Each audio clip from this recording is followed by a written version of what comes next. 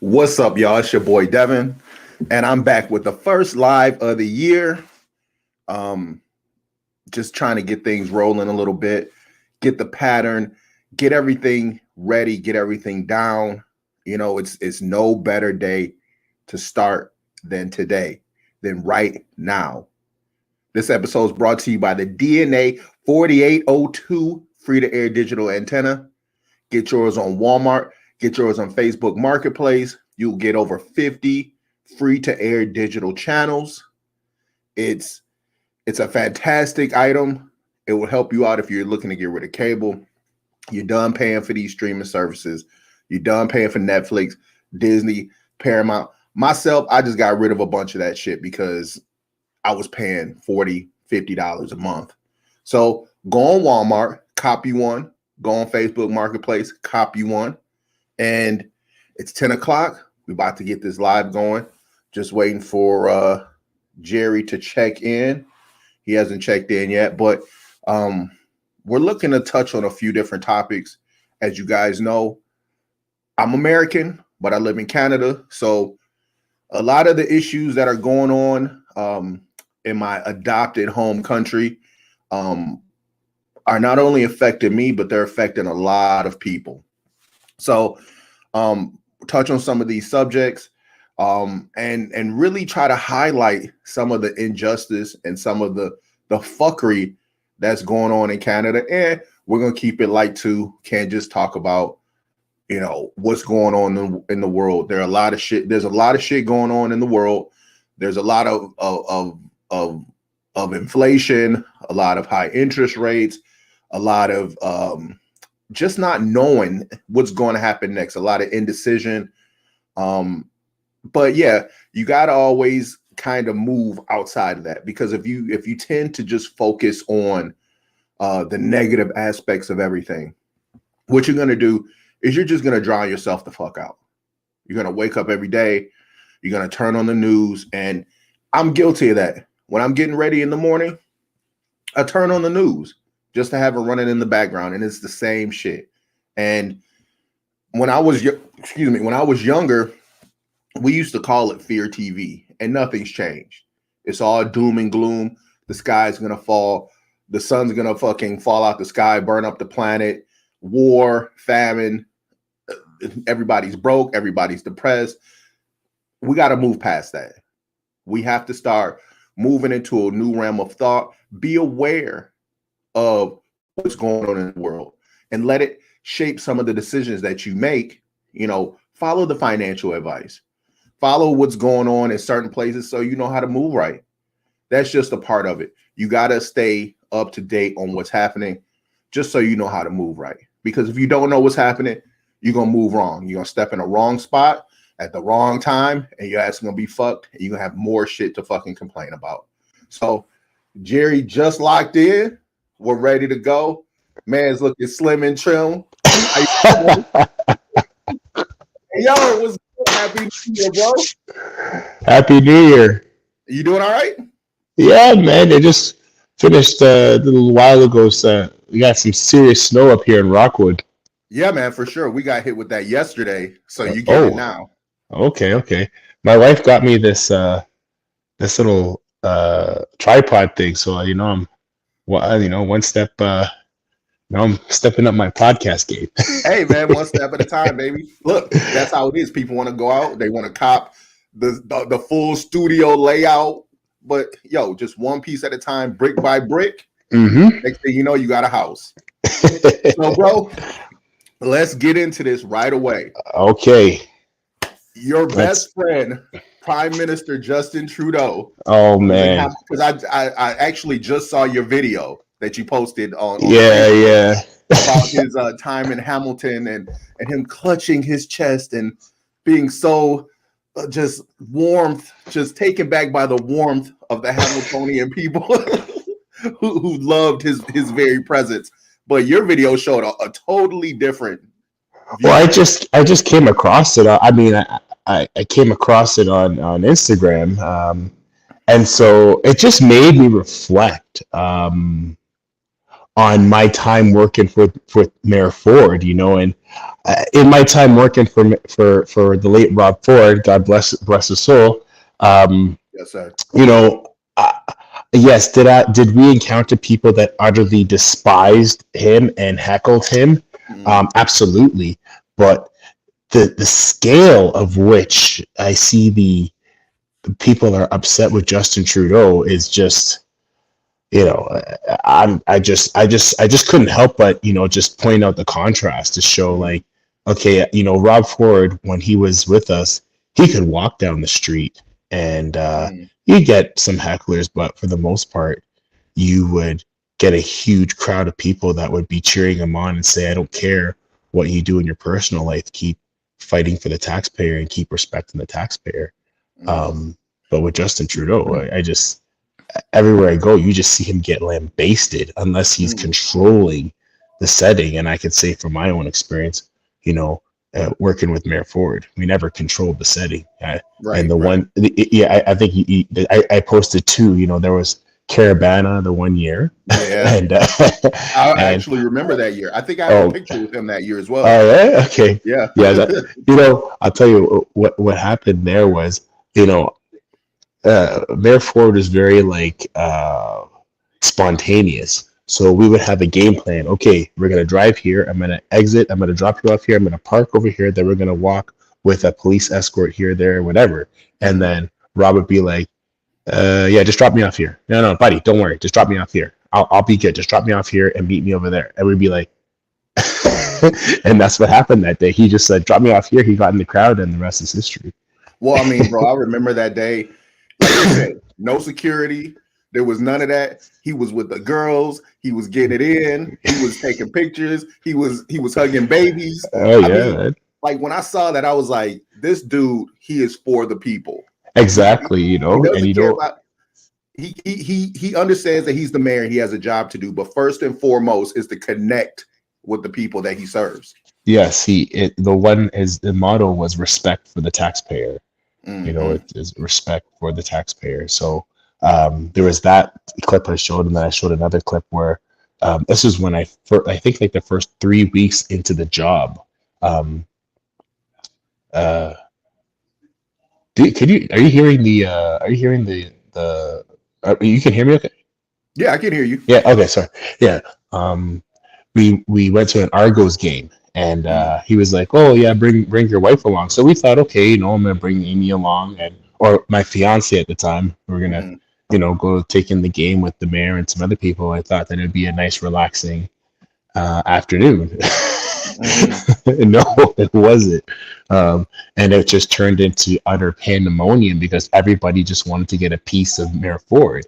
Mhm. Because there's so much love for him out there. Now you would get the odd one or two people that would flip him off and tell him where to go, but the majority of people, where it was all love, and you saw that in the video. And then you look at the contrast with Justin Trudeau, and it just seems like everywhere he goes in Canada, Ontario, he's Mhm. getting destroyed. And so, Yeah. the legacy media is trying to, I mean, in my opinion, they're trying to massage this message of like, oh, Justin Trudeau is so loved. And I think people No. are really angry. And Mhm. you know what? I mean, look, I don't have a problem with the Liberal Party. I don't have a problem with leftist thinking. Yeah, am I a conservative right winger? Sure, right. But Mhm. I don't have it. I will sit down and work with anybody. I will sit Mhm. down and work with anybody, and both sides have to come together, and then we find a way forward. But in the situation with Mr. Trudeau, I just, you know they just want it their way or the highway, and if you Mhm. don't do it their way, then they find a way to undermine you, call you names, and discredit you and make you look like you're something that you're not. And so Of course. yeah, so See, I one thing I mean, noticed is that, sorry to cut you off. One no, no, thing I it's okay. noticed is that there's a lack of common sense. Like, no matter where you align on the part in or whatever party, conservative, liberal, there has to be some common sense to what you're trying to throw out there. And there's this sense of denial in the Trudeau party or the Liberal Party that starts with Justin Trudeau. He doesn't think he's doing anything wrong. He thinks that everything he's doing is right, and that no matter if you're suffering, no matter if you can pay your bills, no matter if you can put food on the table, no matter if you can put gas in your vehicle, everything that he's doing is for your benefit. And he doesn't seem to understand that even people who supported him in the beginning are losing trust in him. Even people who supported him in the beginning are starting to turn and say, we made the wrong decision. And even there, he still keeps his head in the clouds and he says, you know what? I'm still doing what's right for Canadians. And he's not. He's so far fucking gone, bro. He's lost. I think a part of me agrees with you. Another part of me just the proof is in the pudding. I'm gonna say he's just straight up corrupt. It's just straight up corruption, and it's straight up evil. It's straight up criminal behavior on a very, very high level, and they're just doing it and getting away with it. Like, yeah, I like it is what it is. You can't put lipstick on a pig. You can't dress up poo and try to sell it to me. I'm sorry. Like, even look at, we just had an interest rate hike yesterday. Yep.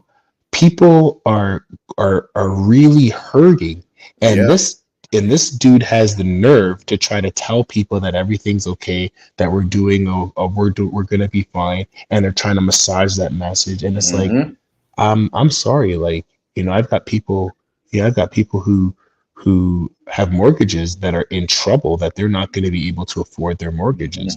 There's people that have made investments, or if we look at if we go back maybe 2.5 years ago, interest rates were at record lows, and you had Trudeau spending all kinds of money. And then when he was questioned on it, he's like, oh no, interest rates are at record lows, they're never going to go up, we're going to be good. And 2 years later, how many interest rate hikes have we had in Canada? I think it's been like 6 or 7. Yeah, it's been quite a few. Unprecedented. And then you're going to try to sell me this line of BS that everything's okay and blame everything on Ukraine and the pandemic. Please spare me. Yep. It's just straight up corruption and greed. And I think that the truth is there are interests outside of, there are global interests here that are not exposed, and it's very difficult to try to pin this down. Because look, I'll give you a very basic example. We had the president, or I don't know if president or whatever, of Japan. He was just here about a week or two. Yep. He's trying to ask Canada to be a partner in supplying natural gas. Okay. Yep. You had the German chancellor here, same thing. They want our natural gas. They want to do business. And for some reason, Trudeau is asleep at the switch. But he's using the credit card, and he's using the credit card and pumping all kinds of money to all his friends in Ukraine and this, that, or whatever. It's like, hey, if you want to use the credit card, use the credit card, but you got to pay it off one day. You got to pay it off. You got to make some money. And here is 2 opportunities for us to make some money, and it's like he's found the whole climate change excuse to not do it. And it's just like, dude, what? And then people are hurting, and people are I have a good job, and it's like, you're being modest, Jerry. Being people squeezed. Know you CEO 10K a day. You've been balling over there. I said you're being modest. Let the people know that you over there balling, bro. No, I ain't balling, man. I'm just surviving, man. Maybe, you know what? 10 years ago, I'd be balling off of what I make, but no. And now you're just trying to, like, I was talking to my mom the other day. She was telling me, like, to buy a head of lettuce, she said it was like $6 or $7. That's insane. It's insane. A loaf of bread for eggs. Like, what? So, it's just lipstick on a pig. So I genuinely feel that Canadians are angry with the government, because these people, these people up there, Chrystia Freeland, Justin Trudeau, Mr. Mendicino, all these people are just so out of touch. Bill Blair, there's another one, we can touch on, like, former Toronto police chief. And this dude they're trying to push this whole gun control nonsense. It's get with reality. If you go and ban all these guns that legal gun owners possess, it's not going to do anything about gun crime. It's No, not. absolutely not. It's not. But it's like it's like you have the truth and the facts, and they just want to present their own alternative facts. Like Yeah. anybody with half a brain could tell you that restricting law-abiding citizens from firearms does not do anything about gun crime. It just actually harasses law-abiding citizens, and then the real criminals are just looking at you like, because at the end, the real problem when you talk about the gun crime in Canada is the firearms that are coming from the United States. Yes. That is the elephant in the room. So if they were really serious about cracking down on gun crime, two things. Number one, you'd have some really stiff and harsh penalties for firearm offenses. Number two, it would be a federal issue where Justin Trudeau goes down to the White House, puts on his big boy pants, and tells Joe Biden or whoever the president is, hey, you guys got a problem down here and it's hurting our country. So now we have a problem. What are we going to do about it? I know that won't happen. That won't happen. Right. Yeah. But that's what, like, hey, look, I am a legal gun owner. Okay. Mm-hmm. And I appreciate and respect our gun laws here in Canada. Mm-hmm. The only thing that I would change is, and I think we talked about this before, is the, self-defense laws and castle doctrine, whereas, you can use lethal force to protect your home and your property. And yeah. I think that, like where I live in Ontario, if I was to call 911 for police, it's going to take about 5 minutes for an officer to get here. Mm-hmm. 5 minutes is a long time. Yeah, it's over. It's done with. Right. So if I have a shotgun and I'm trained and I'm licensed and to protect my home and my family, I believe I should have the right to do so. Mm-hmm. The prime minister rolls around with, a team of 24 armed police officers everywhere he goes. What the hell makes him so special? You know what I'm saying? Mm-hmm. But anyhow, I mean, I can go, but that just shows you like the disconnect of this liberal government, and people are just angry and they've had enough of, don't tell me what to think and don't tell me what to do when you guys just don't have your house in order and you're destroying this country. Mm-hmm. Yeah. Yeah. And I know energy is a big sticking point for you. And what I found funny was that the CEO of Cenovus in Alberta, he's like, we got it. We got the goods. Like, tell us. Hold on. Let's just give a shout out to Danielle Smith, the premier in Alberta, because she is kicking ass. Okay? Shout out Danielle. Shout out to, that's a premier. That's a premier who is with it, who gets it, and who is on point. She doesn't have time for any of the nonsense. So shout out to Danielle Smith. Shout out Danielle. But yeah, Cenovus, they're like, we got it. We got the goods. We got everything you need. We can supply ourselves. We can supply Europe. We can supply Asia. Let's go. And like you said, they're shit in the bed. The government is shit in the bed. The CEO says, okay, we need a couple infrastructure tweaks here and there. But other than that, we can get this shit pushed out. And I know. And there's no business case for it, but it just tells me that obviously somebody's been bought off. Somebody's been paid off to suppress Canadian energy. And what does business case even mean, bro? What does that mean? It's like, look, if you have a customer, that's enough for a business case, or is business case just political speak? Well, yeah, it basically just doesn't align with his agenda. That's the bottom line is they're not interested. Stuff like I love the environment. I think that we should take care of the planet. It's the only resource that we have. But come on, man, you can't choke people out. Look, this EV initiative is ridiculous. First off, it's cold 6 months out of the year, so your battery capacity is reduced, your range is reduced. So it's not even feasible here. So 6 months out here, you good? Hold on. Let me show you let me see what we're working with out here in Rockwood. Hold on. Look at my backyard. Let's see that. Can you see that? Yeah, I see that. Yeah. You see that? Yeah, we. I ain't got time to listen to nobody trying to tell me that. Oh, you know, Yeah, get an electric vehicle.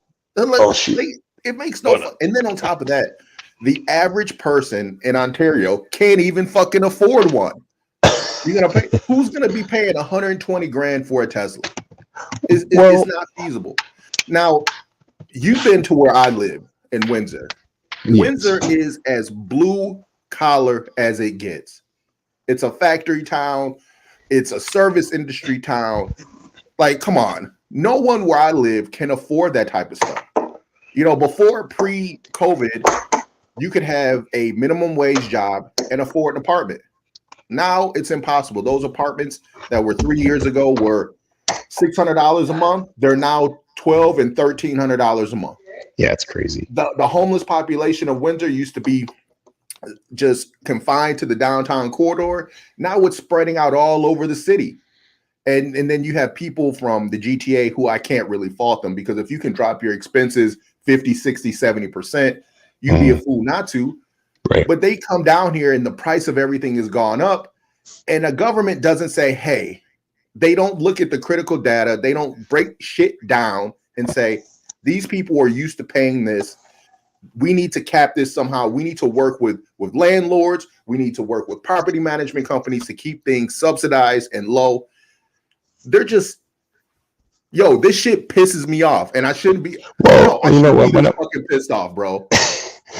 Well, I think when we last spoke, I think I said, wait till January, February, March 2023. It's going to be painful. It's going to be painful what is around the corner. And I was, my wife and I anticipated this. And, one of my friends, he's really, really switched on when it comes to economics and money. Shout out to Stan. Bad. Yep.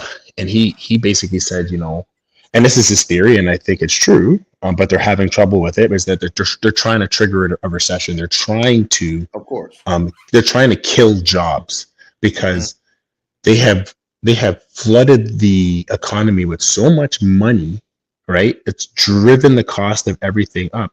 So what's one way to bring all that money back is to trigger a recession. People lose jobs, debts get called in, and you bring in that money supply.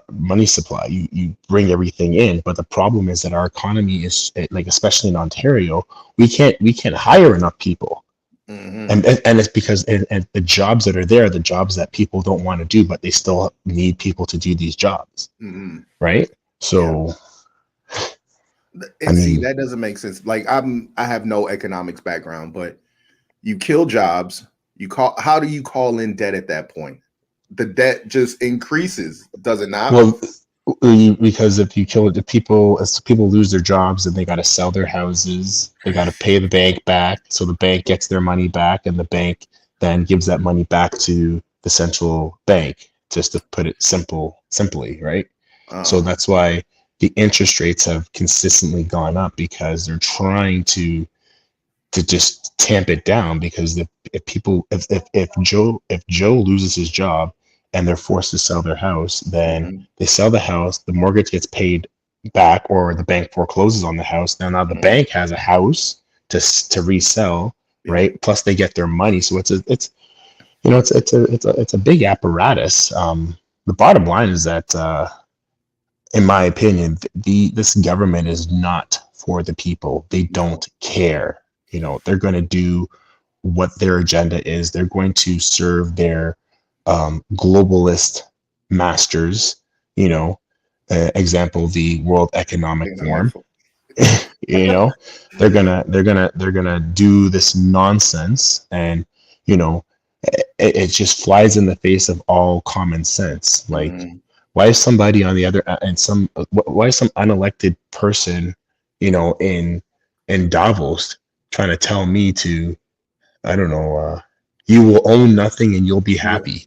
Yeah, I have another friend that I talk to all the time, and he says that every time I see him, you'll own nothing and be happy. You'd be happy. You're gonna try to tell me that, oh, you're eating meat is contributing to climate change, so you got to start eating bugs. Cricket pate. Like, get the heck out of here with that nonsense. It's like, do you really think I'm that stupid? Mhm. And it's really easy for me to just discredit the World Economic Forum and all these big climate change summits. It's real easy. Watch this.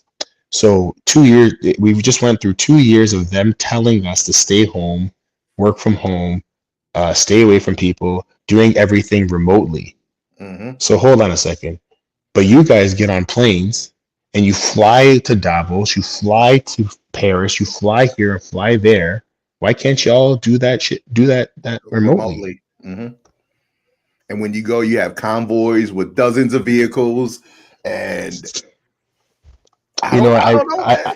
I like You what's just it do called? as you're Is it told. the Rebel News? They get a lot of heat, but Yeah, the Rebel Rebel News News, Network.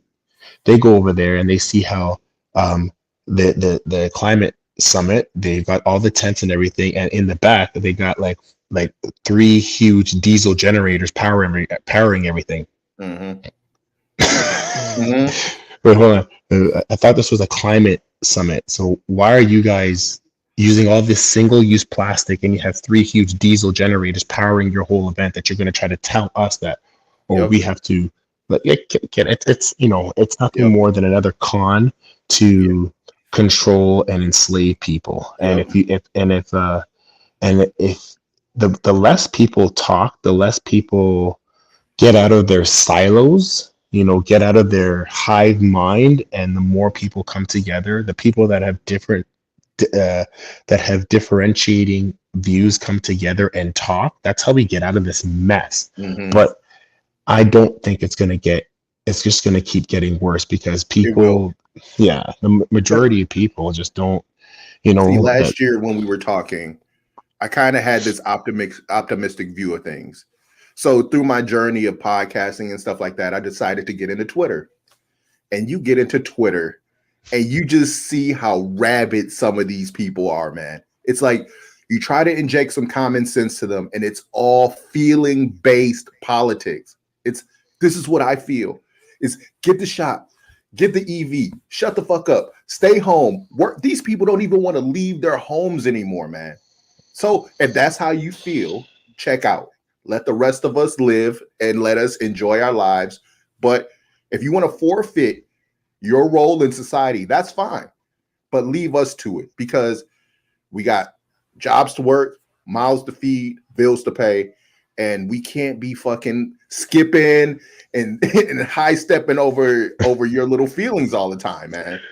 I It's, think that this is, and I was talking to my mom about this, like I'm a Christian, grew up Christian, and I've over the years gone through a bit of a I want to say that is the right word, like reform, or like I was saying to my mom, like, one thing that COVID showed us is that, part of my French, but I don't want to be no, we're not disrespectful, doing but that here. You say what you want to say, bro. okay, the church ain't shit, you know, and if you're a Christian, you know, if you just wrapping yourself up in church, you got a rude awakening through COVID because you had churches that basically barred people from coming to worship, to Mm-hmm, to have fellowship with God mm-hmm, because the government said not to, and the and they caved, so that just drives home the emphasis of, as an individual, you have to have your own individual relationship with God and mm-hmm, understanding of God, mm-hmm, and so, and that is, I'm gonna, how do I, and that is whatever form that takes for you, whether that's Hinduism, Muslim, Christianity, whatever, um, if you're not approaching that on the individual level, COVID just taught you that, these organizations, they ain't shit.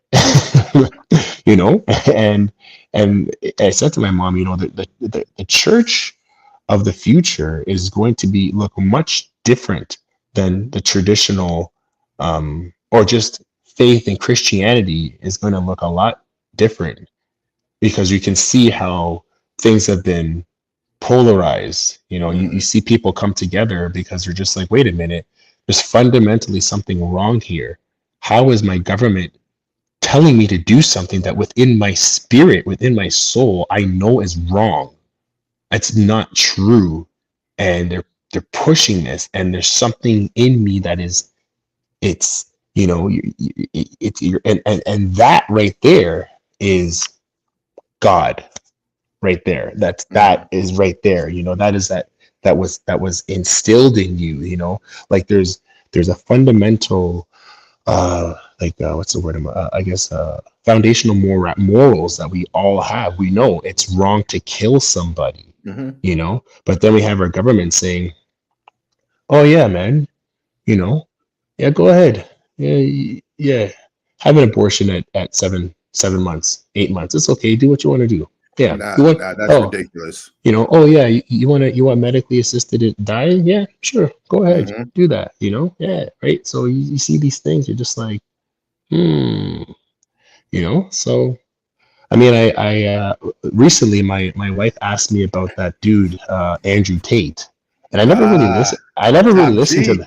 Yeah, I never really listened to the dude. I just thought, he's just a next, I don't know. I'm actually surprised your wife. What did she think about Andrew? Well, she just asked me what I thought about him, and I was I was just like, well, I don't really know. I heard that they call him a misogynist. They say that he's like a dating coach type of like masculine coach, whatever. So I just said, okay, let me go find out for myself. So I listened to one or two of his interviews, and I'm just like, you know what? This guy, his approach is pretty harsh. Yeah. But it's like, so what? He's not speaking anything that's wrong. And one of the best points I liked from him is how he eviscerated feminism. And he basically was like,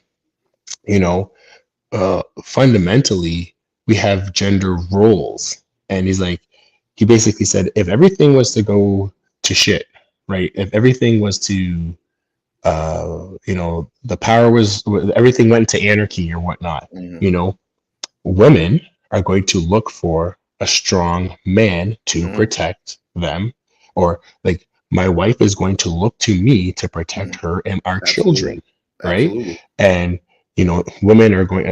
females are going to look for males to protect them. That it is what it is, and so this this idea that men and women are equal, no, they're not. They're equal, and they're not equal. There's certain things that women are built to do and certain things that men are built to do. Yeah. And he pointed out how how many men go and fight in wars? Yeah. A lot more than women. You know what I'm saying? Yeah. And the feminists never like that. And it doesn't matter who the messenger is. First it was Jordan Peterson, and as eloquent as he is, why aren't there more women in politics? Why aren't there more women CEOs? And he says, why aren't there more women plumbers? Why aren't there more women bricklayers? Why aren't there more females in the military? So you can't have your way one way and not have it the other way. And look, in our household, okay, my wife and I, we never really define jobs, but naturally the outside yard work, taking out the garbage, cutting the grass, it's my job to do. It is what it is. So it's like, something breaks in the house. It's like, oh babe, such and such broke. And it's like, if this was equality, it'd be like, okay, well, you fix it. What are you telling me about? But it's like, no, I'm the man of the house. This is my responsibility. A man, provides the home or maintains the home, and the wife makes it a home. You know what I'm saying? So like my wife, on the other hand, she handles all the administrative stuff because I just don't have the attention to detail for that, and that's just how we're built. It is what it is, so I mean, when I listen to somebody like Andrew Tate, and he just breaks it down so fundamentally, and then you watch these people on the other side just lose their minds. It's just like, I just look, I'm like, what? I don't have a problem with him. I respect the dude. I respect Dr. Jordan Peterson. He's another one who's just calling it like it is and just saying no, and he's just saying, You know, and look at what's happened to the both of them. They're both in hot water. Yeah. Well, I mean, I'll leave Andrew's legal issues alone because if that's what he did, then I can't have much sympathy for that. Look, But look, Jordan look here. Peterson, Look, Dr. Peterson, yeah. that is a witch hunt, 100%. Listen, I'm gonna come back. I'm gonna make a point on the whole Andrew Tate thing here. You know, it's just funny to me how um you had they're going after Andrew Tate, but we still have yet to see any fallout from the Jeffrey Epstein situation and all the Oh, connected influential people that we're talking two different levels here, bro. I mean, but Epstein there's was in the halls of the highest forms of government, of business. Like come on, man. right and The man but you're couldn't gonna even go go to trial. but The you're gonna man, go out they're gonna go he's low after hanging Andrew fruit. Tate. He's low hanging fruit, bro. You know that's how they do it. And It's the funny low-hanging thing is fruit. the funny thing is that Tate predicted it. He said that they're gonna come for me because he said he calls it the Matrix, right? He's like, the Matrix is coming after me. And as soon as I see, I was like, yeah, you know what? I can see that. And same thing with Jordan Peterson. You know, Yeah. Jordan Peterson, 2 or 3 years ago, he put his foot down. He's like, listen, I'm not calling no dude a woman. I'm not doing it. You're not gonna force me to use gender pronouns, and rightfully so. It's like no, you're not gonna. You know, it's you're not gonna force me to use those gender pronouns. That's no. I'm sorry. You're like, and okay. So let me try to, you know, let me just try to look Now at the don't other get me side. wrong. I do like Andrew Tate. I think he has a lot of beneficial things to say. I like that him young too. men need to hear. Yeah. So He basically saying, stop being a bitch. stop being a bitch. Stop being And that's what a lot of young men need to hear now. Stop being a bitch. You know, the bottom line is that, you know what, nobody's here to help you. So figure your shit out and get going. Like nobody's here. Nobody's here. This is a cold world, you know, and everybody's got problems, and it's up to you to fix your own problems. And when you fix your problem, you take control of your life and take responsibility for your stuff, then it makes everybody else better, you know. And that's what's being lost right now, and we're being forced this whole collectivism ideology, you know, and that's what you know, the Matrix doesn't like. Yeah. Well, you know, he's right. You know, you have to take care. First and foremost, you need to take care of yourself, because young men, look, go to the gym. I know I'm not the perfect example for that, but take your ass to the gym, get healthy, take care of your mental, eat right, take care of your profession, take care of your hobbies, take care of business.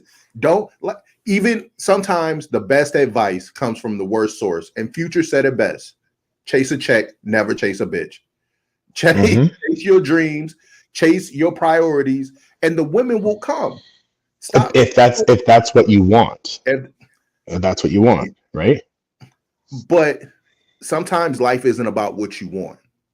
Sometimes life is about what you need to do. Now, you could be like me and take your health for granted for years and wake up one day 2 years later after being asleep, you know, 100 pounds overweight. Yeah, but the difference is that you're not going to sit there and say that, oh, I'm happy with myself, I'm accepting myself. No, it's like, the truth is, you look in the mirror and say, I'm a fat fuck. That's the truth. And you have to be able to look in the mirror and say, yeah, I'm overweight, I eat too much, and I'm lazy, and I'm not willing to put in the hard work to undo the harm of, like, even for me, like, right, like, look, I just finished, I did a competition, you know, last November. And you know, it's like, and I've been here before, where it's just like, you know, you have to do the hard work. There's no easy way around it, and it is hard. It is what it is, you know. And you know, for me, it's like I've made this commitment. Like, I'm 40 years old now. I'm not going back to being obese. I want to maintain my level of fitness. So guess what? It's going to mean some mornings I got to go into my cold ass garage and get on the bike. It means that, you know, when I was prepping for the show, there were some evenings where it's like, Yet I had to help my wife get the kids to bed, and then 10 o'clock I got to go to the gym and get my cardio and get that workout in. Hmm. It is what it is, you know.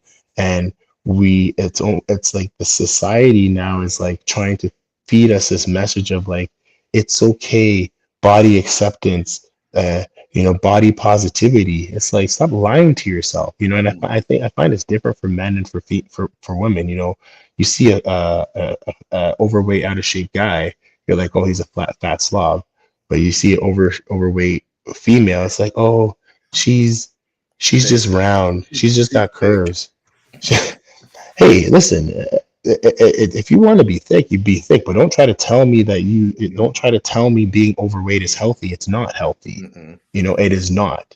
And even for me, I know it's not healthy, but everybody has their own individual battles and demons that they got to fight. You know, for me, you know, man, I love my pizza. I love my chips. I love my chicken wings. I love food, man. My mom, when I was a baby, when I was a kid, mom was like, you couldn't feed me fast enough. It was like food, you know? Yeah. So it's like I know my issues. I'm not gonna lie to myself and blame everybody for my own shit. You know, Yeah. and that's the thing. It's like we've almost, like, society or this evil in the world is trying to push this message of, oh, it's okay, man, it's okay. You know what? You want to be round. It's beautiful. It's healthy. And making stupid excuses for being, for not taking your health seriously. Yeah. You know. So I mean, And the bottom it affects the bottom line is that you can't run from the truth. Mm-hmm. You know, and that's where. Yeah, and then I just bring it back. You know, my mom and I were talking. I just said, Mom, you know, what do they tell you in church? The devil is a liar. The devil is a liar. Mm-hmm. So when you see people, you know, oh, I identify as a man now, or I identify as a female, the devil is a liar. Yep. Well, to speak on that is, we have a local pizza place here that we order from, and the person who delivers the pizza is transitioning, and it's very obvious. Mhm. And so, being from the States, I'm a good Midwestern boy, ma'am, sir. Every time I see this dude, I know he's going from man to woman, but I call him sir every single time. And he gets My it, wife and she gets offended. He has never expressed any offense to me, but my wife is like, you know, he probably thinks that you're offending him. And I told her straight up, I don't care. I don't care. Well, This okay, is let's okay, well, let's try to find a way forward. Let's try to find some middle ground here. Okay, look, I don't know. Is there a way to find middle ground? No, there is no way, because there is no way. I cannot change. It's a natural process for me. When I see this man, he's a man to me. My brain says man. I say man.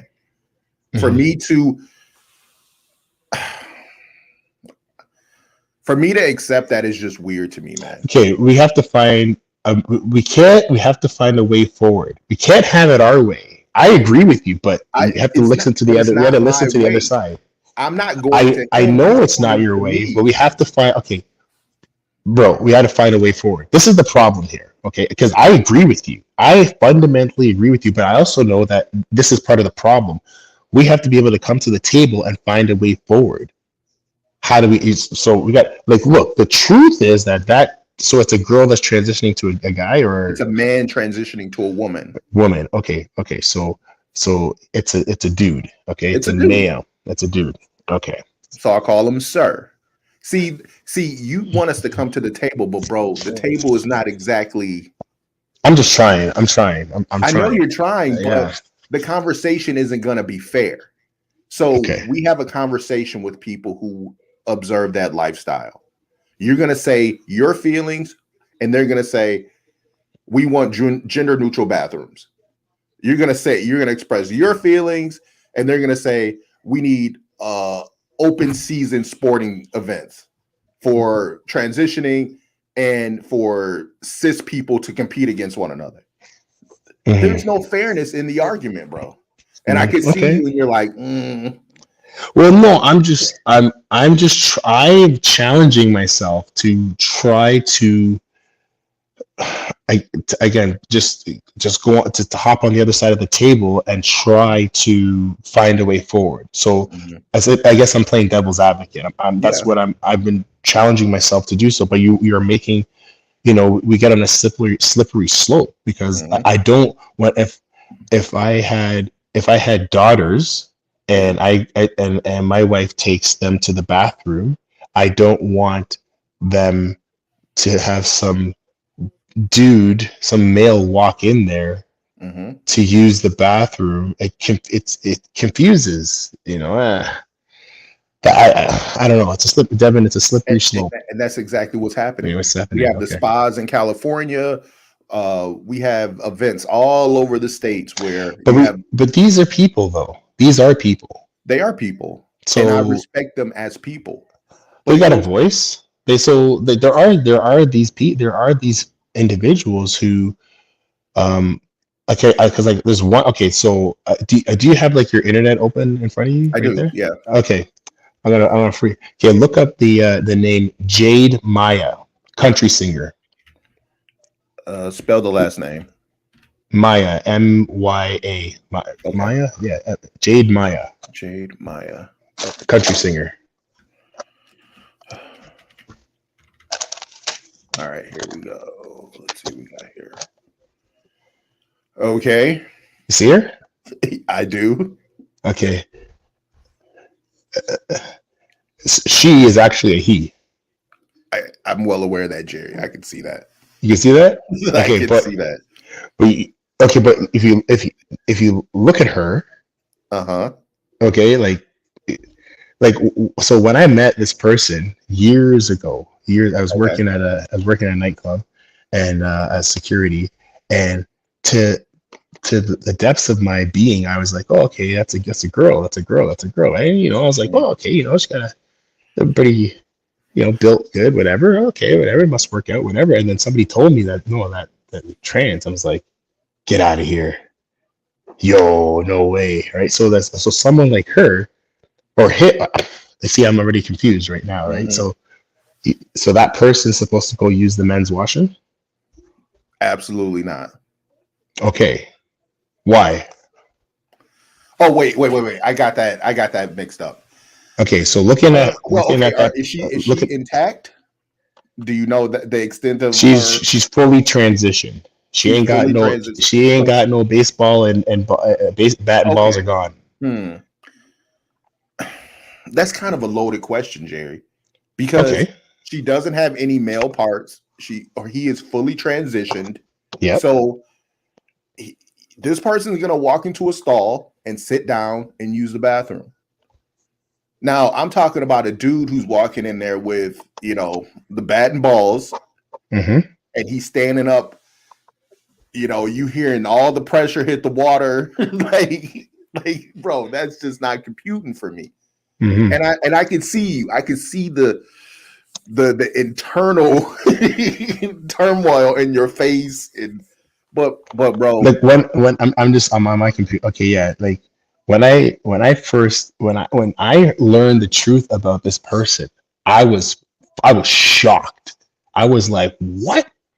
And this person and I, we're cool. Like if I saw that person, I'd be like, hey, how's it going? Whatever, because we're good, like, hey. But the truth is that person, chromosomes are XY. Yeah. Right. See, don't get me wrong. If I were to meet this person, it's not like I wouldn't shake her hand. I wouldn't be disrespectful to this person. I would treat this person just like anyone else. But on the inside, I would say, But if I didn't tell you about this person, you would just treat her like a her, and you would be none the wiser. Yeah, but if I met her now, knowing, I would still treat her like a her. Okay, I wouldn't walk up to her and be like, "What up, bro?" I wouldn't. But, so I mean, this is a person, and I don't know. It's not for me to judge, but this person has rights. This person has rights. This person should not be made to feel less than. So on the other side of the argument, it's just like, so, and now we're going to force this individual to be like, no, you're a he, and you're a he, and you're a he, even though that you've fully transitioned, you're a he. Look, I It's think hard. It's a tough one, man. well, I mean, that could be extended to any person. It can be extended to someone like you say body positivity. People don't like that. But that person still has rights. Yes. That person still has should be able to live a judgment-free life. Well, the difference is that they're trying to tell. The difference is that they're trying to. They can live however the heck they want, but don't try to tell my kids or my friends that being overweight is healthy and that I should be accepting it. It's like, what's the difference? What's the difference? They're still saying the same thing. See, okay, here in Windsor, I'll give you an example. There was a young lady at a local high school that identified as a cat.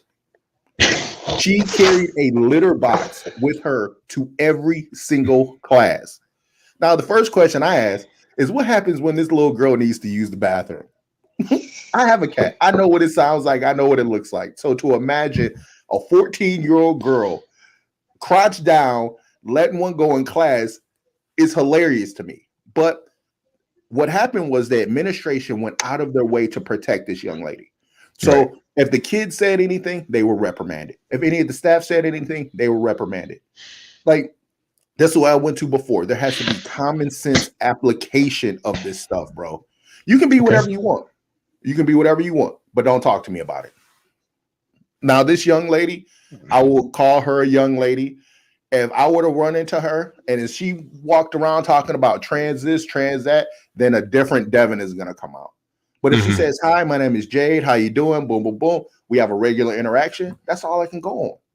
I'm not trying to be an asshole to anyone. I respect people, and that goes across the board, whether it's culture, creed, religion, sexuality, what have you. But okay. I can agree. I can agree with you on that one. It's like, and I think we can both agree that, if you want whatever you want to do in your life, go ahead, but don't force that stuff on me. Yeah. So when it's like when it's like you're identifying as a female, but you're a man, and I see whiskers, it's just like, sir. And let's be real. Most work is not as good as this, right? So most work is vastly different, and you're looking at a dude. Like I would look at her and be like, yeah, she's beautiful. She's beautiful. Hey. I forgot what that person's before they transitioned. I think their name was Ryan something. Ryan something, because that person was on Canadian Idol. That's how. Yeah, they were on Canadian Idol, and that's how. And I mean, hey, I don't know. This is one of those things. But anyhow, you know what? Let's just this topic. Let's just wrap this topic up. Just say, listen, if that's what you want to do it, but don't try to push it on me or my kids. Well, okay, and I'll say this before we move on. If you're a fully grown adult, fine. But where I draw the line is when you start to try to indoctrinate children, try to get them on hormone blockers before puberty, et cetera, et cetera. That's where it's done. Okay, so let's move on to this competition, bro. So last year, you made the decision to get back into it. How was the process? How did it go? So I placed third in the men's open. Okay. I was shocked that I placed third, and then I did two categories. I did the men's open, and then I did the men's masters, which is 40 and over. Okay. And so, it was I made a decision that I was gonna compete. It was like back in January, February. I talked to my coach about it, and he's like, "Yeah, you know what? Yeah, you should do it." I talked to the wife. She's like, "Yeah, you go give me something to work towards for the year." And just a challenge for myself, because me turning 40 last year. And it was a challenge, man. There was some setbacks. There were some, my wife doesn't mince any words. She sees me say one thing and then I'm on some bullshit doing something else, Yeah. she could let me know about it, you know. Uh-huh. She had to be like, I thought you were doing a show. Why do I see you smashing donuts? What's wrong with you? Like, she'll call me out. Oh yeah, she's and you know what, and that's why I love her, and that's why Uh-huh. I married her, because I need the mirror. The mirror doesn't lie, you know. She tells Mm-hmm. me like it is, right? So Yep. it holds me accountable. Mm-hmm. So and the biggest thing is, like, when I say I'm going to do something, I better do it, you know. Uh-huh. Yep. Yes, So sir. yeah, it was challenging to try to balance training, dieting, and then family life with work. Mm-hmm. It was very, very challenging. And then to add to it, my coach, um, he, God bless him, he was experiencing some really major hip issues. So he Mm-hmm. wasn't really there for me the way that he would have liked to have been. Mm-hmm. Um, so pretty much it was just me against myself. You know, he was like, he would give me my diets and my workouts and whatnot, and then I would take progress pictures and send it to him. But you know, everything was on me to get into the gym, to get my workouts in. So yeah, I ultimately, you know, I placed third in the open. I was very happy with that, because I didn't I me myself, it wasn't even about, I think about, you know, 6 weeks out from the competition, I had made my peace with, I'm probably not going to place first, you know. Mm-hmm. Even though, I mean, the thrill of victory is intoxicating. It's, you know, when you Yeah. win, you know what I'm saying? Yeah. And I've been there, you know. So however, for me, it was more about just going the distance and getting to the finish line and finishing the race, you know, and Mm-hmm. not giving up, even though I had every excuse to give up and to say, oh, I can't do this anymore because of the kids, or I can't do this anymore because of my job or whatever. Mm-hmm. I just, you know, head down. So there, yeah, there was some weeks where it's like, yeah, uh, come home from work, boom, boom, boom, dinner, whatever, whatever, and then get the kids down to bed, talk to the wife for an hour, and then I gotta go to the gym, and I be at Mm-hmm. the gym till 1 in the morning, and then I gotta get up. I gotta get up for 5 or 6 o'clock in the morning to go to So work. you were at the gym from 10 p.m. to 1 a.m.? Sometimes, yeah, man. Jesus Christ, man. Yeah, man, it's got to get done. So I'd be like, in the last 6 weeks, it was like almost 3 a days. So get up in the morning, 45 minutes on the bike, fasted cardio, Mm-hmm. then off that, eat my 2 meals. Then if it was a day off, go to the gym, get my first workout in, whatever, come home, eat my two more meals, then, whatever with the house, and then in the evening, another workout, and then another 45 minutes of cardio. So it was, you know, it is what it is, man. Now, did you have to adjust your work schedule at all?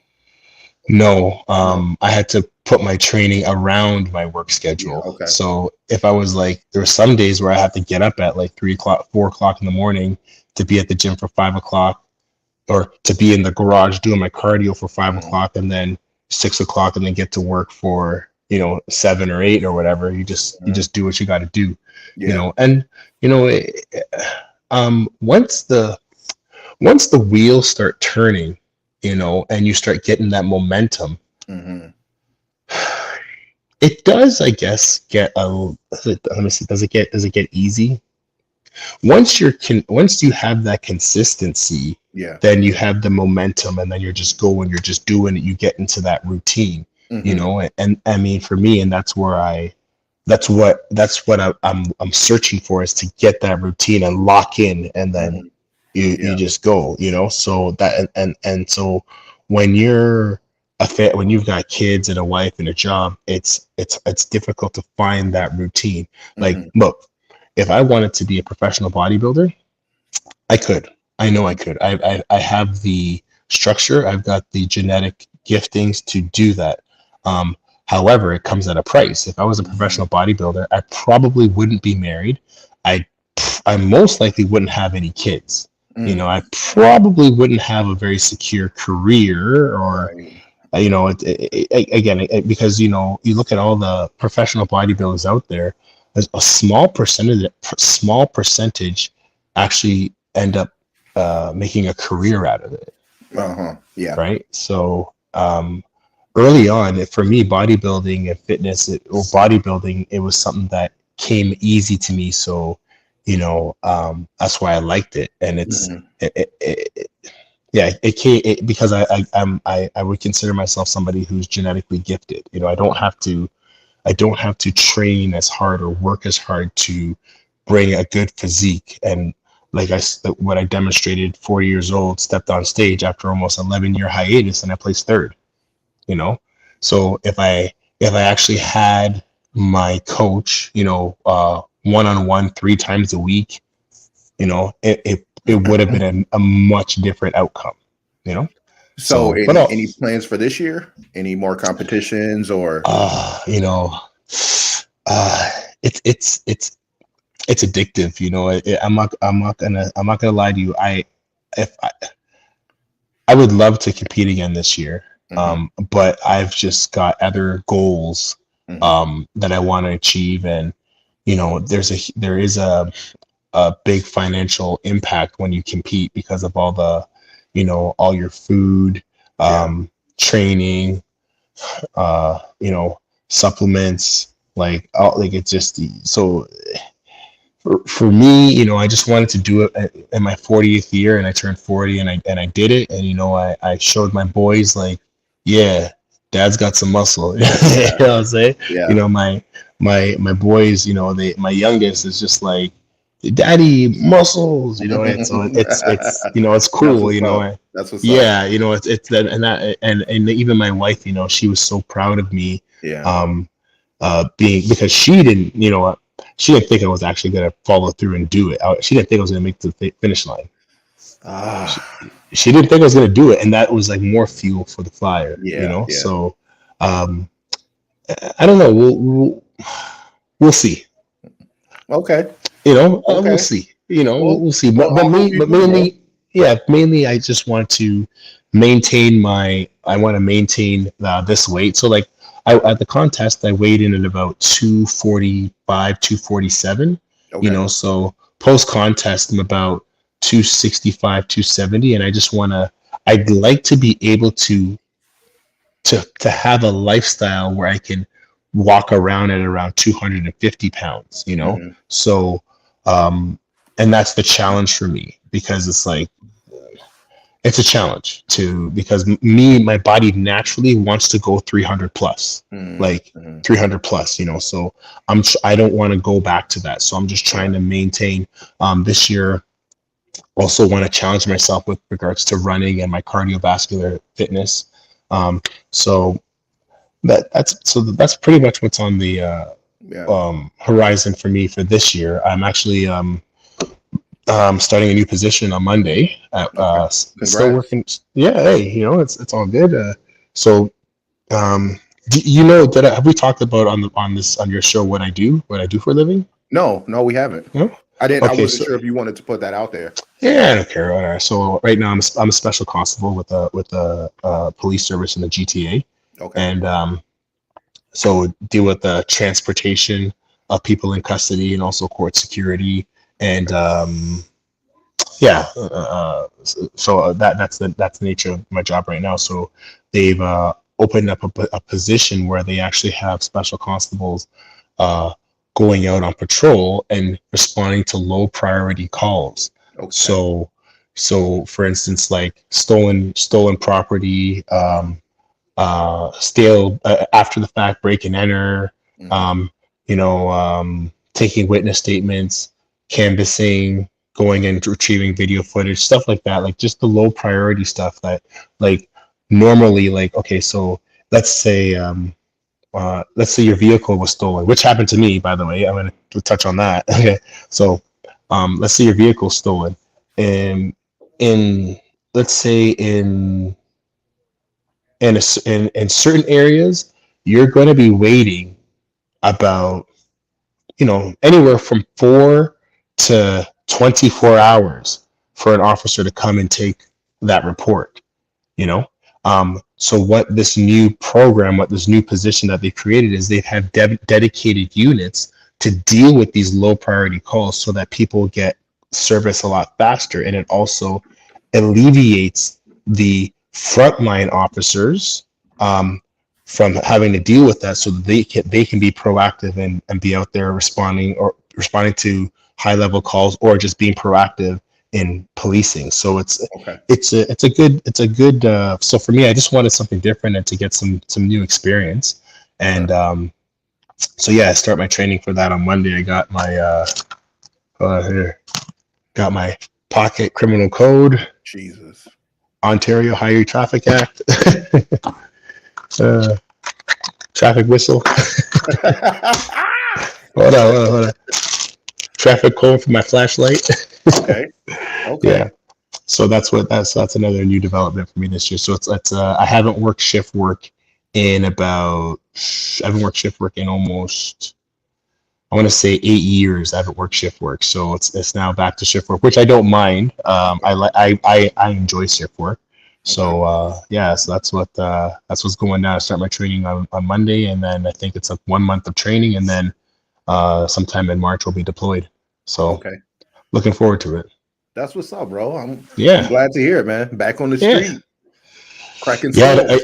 I don't really know what to expect. I really don't know what to expect, but I just know for me, I just wanted to change. I wanted something different. So this is a great opportunity, and I'm really happy that I'm able to do it. So everything worked out, and the wife and I will be able to manage the kids and the scheduling and all that. So Okay. Yeah. So That's what's up, bro. Now, yeah. for me this year, Yeah. For one, I'm back in the gym. I started. Yeah, I see you got that. I see you got that lemon water action going. I got the lemon water, trying to stay hydrated. So Yeah. I went back on the 5th. I'm 3 weeks in now. Not seeing anything. I'm not expecting to see anything this early, but I'm feeling better. A lot more energy. My mental, less stress. Everything just seems to be moving the way it should be. And I'm one of those people too. I put on 5 pounds. Next thing I know, it's 25, it's 35, it's 45. And next thing I know, it's out of control. So yeah, I used to look at fitness as I got to get in shape for. I need to lose weight for. It was always this destination. Now I'll be 41 in a couple months. I have to prioritize my health, or I won't be here very much longer. And that is the honest to God's truth. So yeah, waking up at 5 o'clock in the morning, that has to be a part of my routine, just as brushing my teeth is, just as eating is. I have to prioritize that hour of my day and get it in. And that's why I want to do more of these streams. So I can look at my face, and everybody can look at my face, and they can say, bro, you ain't been going to the gym, dog. You said you was in the gym. Is that another chin? You lying. All cat, dude. So accountability is my word for 2023, bro. There you go. Absolutely. Word. I spent so many years, I call it sleeping, napping. I would sleep, and I got to take accountability for myself. I have to take accountability for my life. And it starts with a new health journey, because things do change. Like when I was slimmer, when I was in shape, things were different. I carried myself different.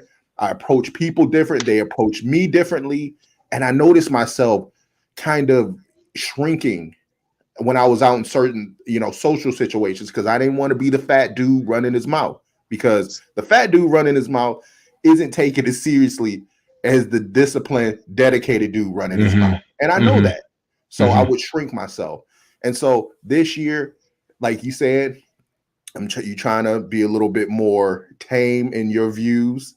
This year, I'm letting the shit go, because for a long time, I kept it inside and I didn't allow myself to be me. And so, okay, so let me ask you something now. Okay, so you want to get into shape, or you're trying to get mentally tough? No. Let's not get that twisted. I'm mentally tough.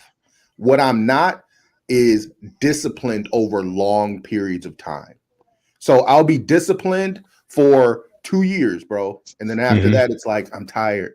But I guess you could say that's an aspect of mental toughness. I'm just trying to extend my mental toughness, get rid of mental fatigue. Maybe that's a better way of putting it. Because so just think about this though. And this is the war. The thing I think about the war. This is the foundation of it all. And I'm gonna give you a little nugget right here. Okay. Hmm. So okay, you set your alarm clock, right? You set your alarm clock to get up in the morning. Every morning, yeah. Okay, so you get up at 5 o'clock, right? 4:45, Okay, 4:50. Yeah, yeah. perfect. 4:45. You know what happens at 4:45? War. War. Okay. Why? You know what war I'm talking about. I know what you're talking about. Do I hit the snooze button and roll over, or do I get mad the fuck Yeah, out of bed? exactly. And that's So okay, right. So we're on the same page now. yeah. You know what I'm And saying? that's So what I that's did the a couple and you days so in. It hit. I was like, nah, bro, you get your ass out this fucking bed. and that's the thing, right? And so, one thing I would encourage you, and you can't look at it's not even about being fat or in shape or whatever. It's about winning the war with your mind, because your mind is your biggest adversary, because the mind wants you to be comfortable. It wants to protect you. And that's how we as a species has survived for so long, because we are naturally going to avoid tough situations. Yeah. But it's those tough situations that make us stronger, so that we could get mentally stronger. So by you getting up at 5 o'clock in the morning and saying, come hell or high water, I'm getting up in the morning. I'm getting up. That's the first victory. You start the day off with a victory. Yeah. So when I was prepping for the contest, I would look at it like, okay, I want that winning mentality. So if I didn't get up and do something in the morning, it would just dog me all day. It would bother me, because it's just like I started the day with an L. Yeah. Yeah. You see what I'm saying? So then that was like, so then that would flip the switch in my mind and say, so I get up, and it's some morning I just get up and just get on the bike. I would just get on the bike and just start pedaling. Yeah. And then, okay, let's go. You know what I'm saying? So no, you know what? You're on the right path. And if you even can recognize the war with yourself, in the morning, you'll be good. You know what? And that's the thing. Like, it's all about that consistency. And if you stay, I'm not saying that you're not going to have days or weeks where you fall off the wagon, or you're like, oh man, I've missed a couple workouts. But if you just stay consistent, by this time next year, you're gonna get where you're going. You're gonna be completely different. Yeah. And that's it. So you'll be all right, man. Yeah. No worries, man. So then, and another thing I want to ask you is, like, okay, so would you be willing to invest in yourself and spend money on, like, a personal trainer or a nutritionalist? Probably a nutritionist for sure. Why not a personal trainer? You said the words accountability. Yeah. Well, So when you put some dollars on that, then you got some skin in the game. Well, I can't really answer why I wouldn't get a personal trainer. It's not something that I've thought about. But nutritionist, I have thought about that. I guess at this point I wouldn't, but maybe moving forward I would, because there's going to come a day where I say the training that I've been doing has been good up to this point, and I need someone to take me over the edge, right? Is that a fair assessment? You get to a certain point with your own personal training, and then you require someone with. Well, that's your assessment. I don't agree with it. I think it's bullshit. Yeah. Oh, why do you think it's bullshit?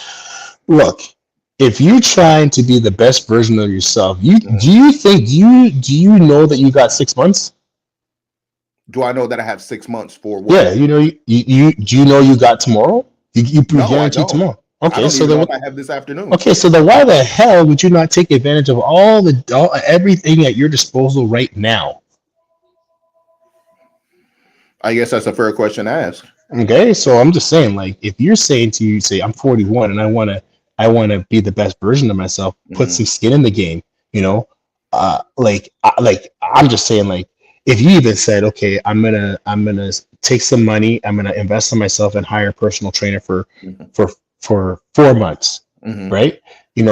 That's the accountability there. And then you have that accountability. So then after 4 months, you're not going to really need that personal trainer, because then you got that momentum, So even for me, like, when I when I met my coach, and the challenge is finding a personal trainer or coach who actually knows what they're doing.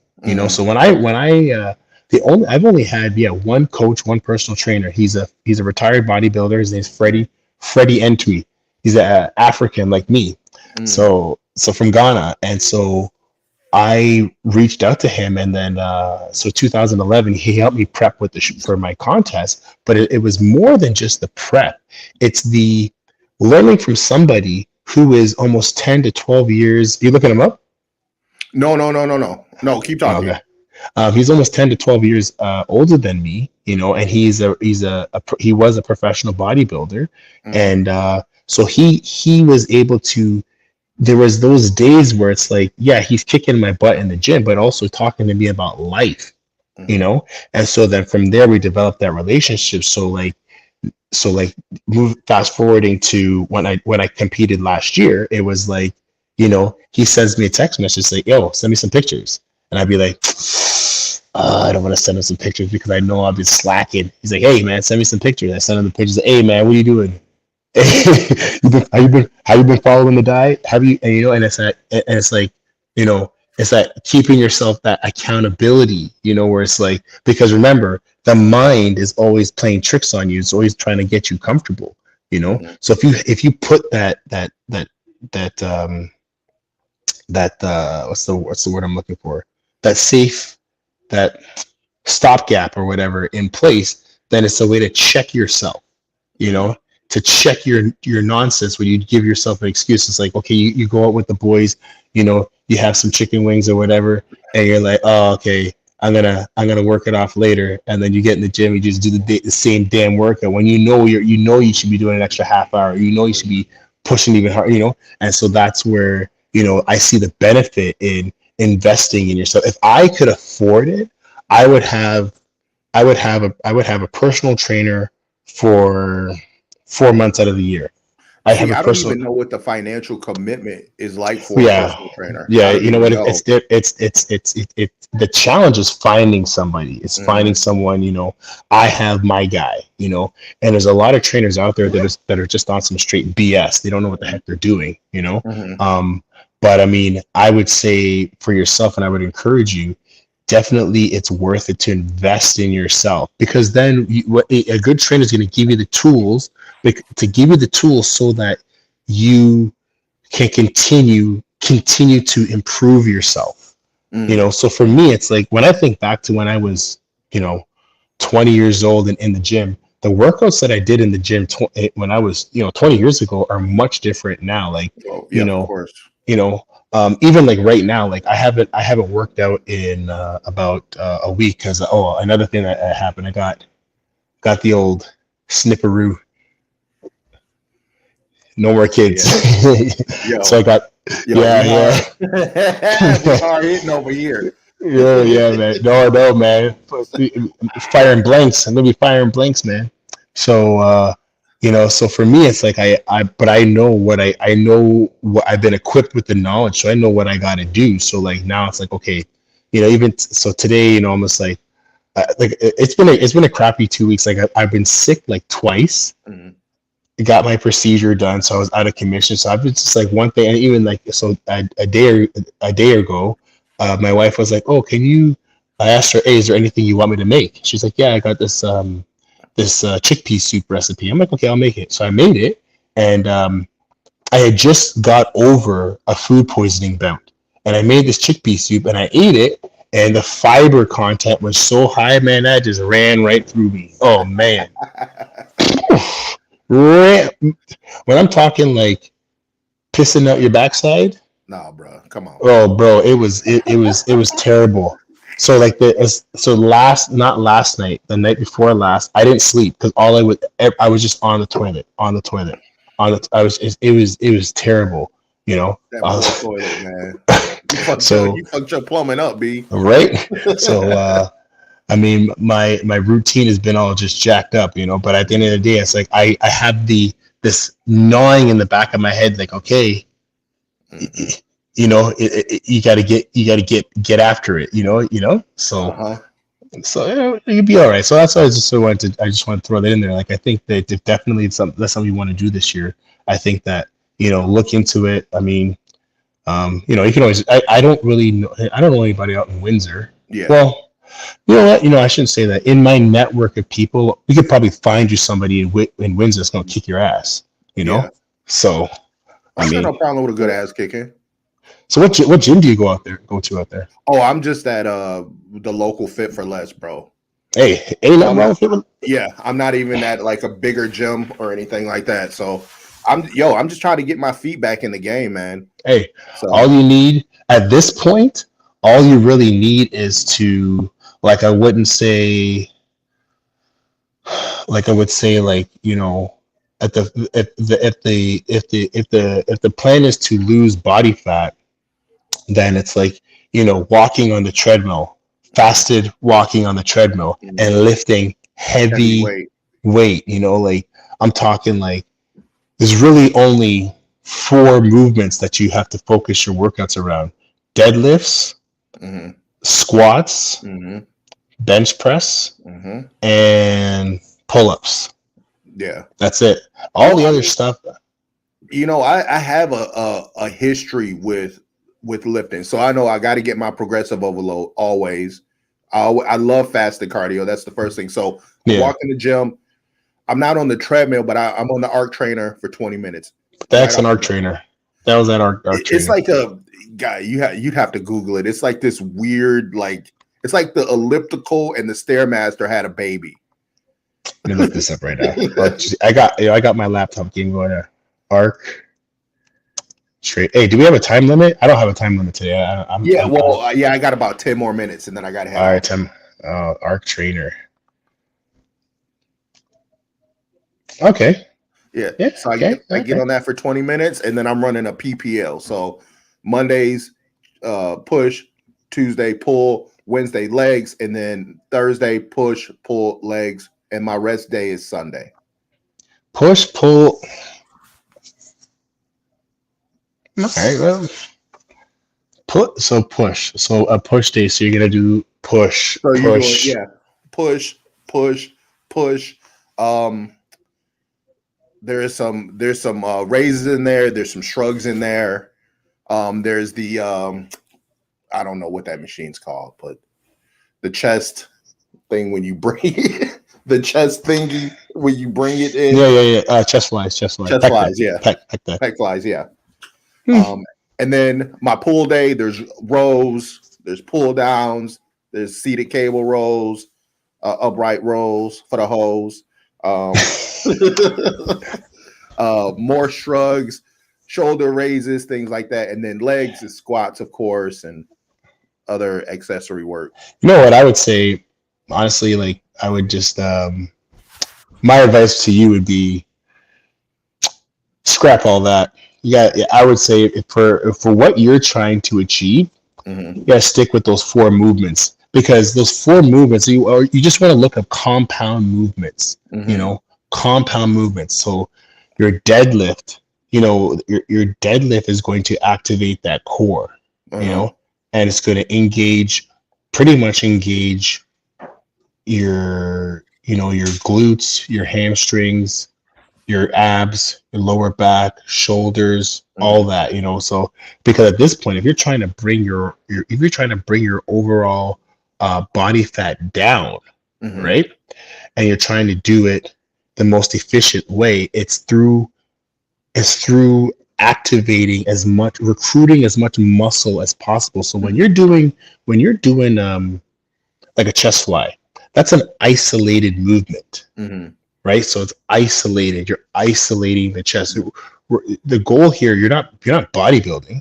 You're not trying to chisel out your chest. You're trying to tone everything up, and muscles all work off of each other. You know what I'm saying? So when you're doing compound movements, so if you stick to those 4, where you got your deadlifts, you got your squats, you got your bench press, and you got your pull-ups. You stick to those. And you may not even need to screw it. If you want to get gangster, you do it every single day. So if you go on YouTube and you look up the Big 3 workout, it's like a CrossFit workout. They go, or a Big 4 workout.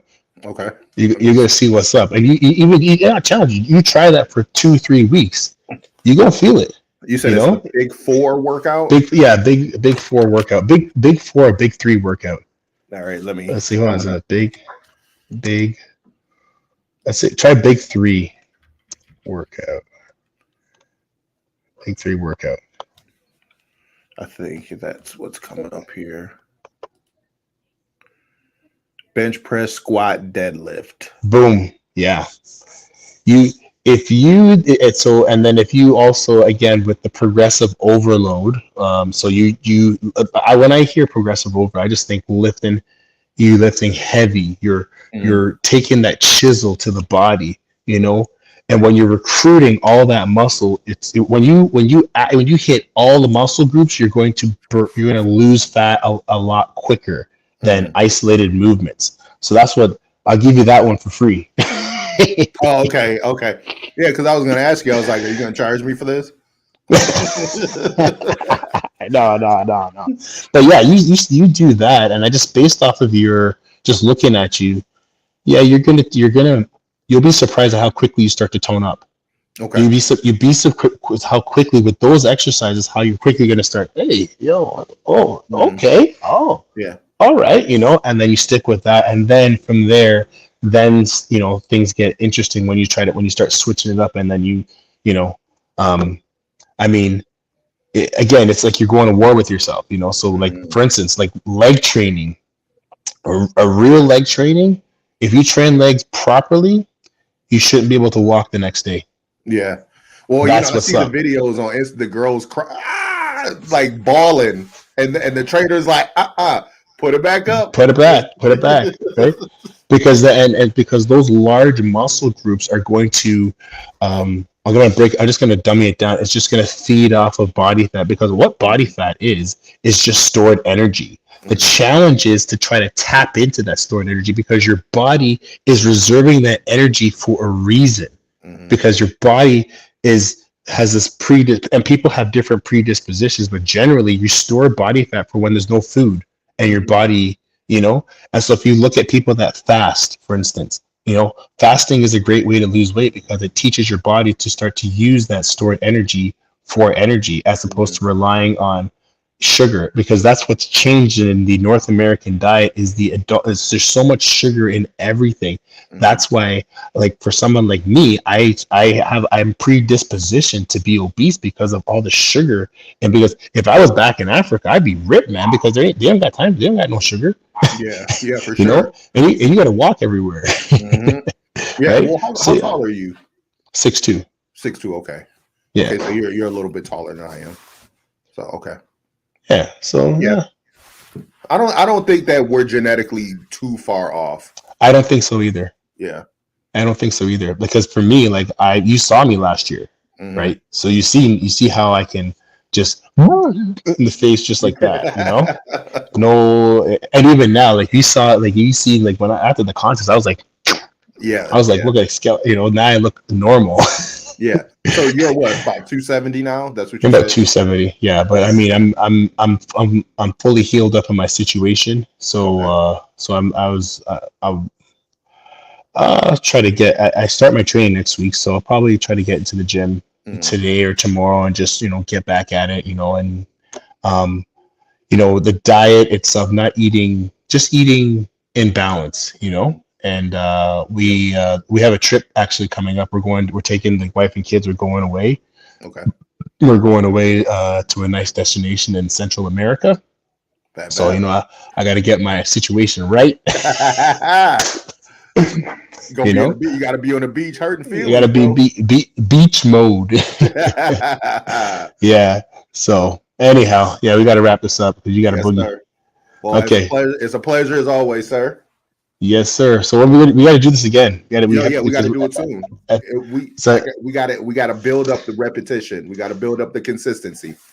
Because it's like there's so many topics to talk about. There's so much to go over or whatever. So I guess we'll figure out. That's the next time we talk. We'll make sure that we stick to the whatever topic, and then we'll for sure. And what we should do? We should try to get Lawrence in on this call on these. Yeah, definitely. You know what I'm saying? Yeah. Shout out to Lawrence, OPP's finest. OPP's finest. Yeah. And shout out to Lawrence too, because I never met the dude, but He's been a supporter from day one. He's a stand-up guy, Down man. for the cause, man. Yeah, he seems like a real stand-up guy, and I love to have him on the program. Yeah. Well, I mean, he's been an officer for I think almost close to 20 years. So he could probably give us a way more in depth, way more in depth. I'm dry mind fart. Anyway, a way more in depth perspective. That's the word I was looking for. Okay. On the state of affairs. Look at that. I'm sounding all professional. Hey. And he's got the experience. He's got the experience because he's gone from a municipal service, because that's how I met him, to now a provincial service where he's up more in a rural setting. So definitely he could give us some insight there. So okay. All right, bet, man. All right, man. Well, thanks for coming on, and we're gonna schedule something soon, rather sooner than later. I know you have your training and stuff, so whenever you can slide us in, let's do it. Yeah, so we're January, so let's try it. Let's shoot for let's 4 or 5 weeks from now. So about a month from now. That sounds good. It sounds good. Yeah, that sounds good, bro. And we'll see. We don't get tired of each other. Yeah. We'll hopefully have some more videos of Trudeau getting heckled. Getting his comeuppance. Shout out to Justin Trudeau. Hey man, if Justin Trudeau came across, we'd love to have Justin Trudeau on here, but I don't think he has the balls to come on a podcast like this. But no, of course not. He'd leave within 10 minutes. Hey, you know what? I give him the benefit of the doubt. Hey, any politician. I was trying to get Doug Ford on this. Yeah, well, that's probably more likely than Justin Trudeau. So, but all right, bro, let me let you go. It was great. Okay, buddy. Great talking to you. Peace. Deuces. Deuce. All right, and we are off. So next month, tune in. Got to build the consistency, build the repetition. It's all about accountability, and maybe, or not maybe, but definitely in a month when you see me again, this chin won't be so prominent. Holla at your boy. Thanks for supporting. Thanks for joining us. And check me out on I Stopped Drinking, So I Started a Podcast on Spotify. Take a listen. Tell me what you think. Take care, y'all. Hug your mama. Hug your daddy. Hug everybody. Tell her you love them. Peace.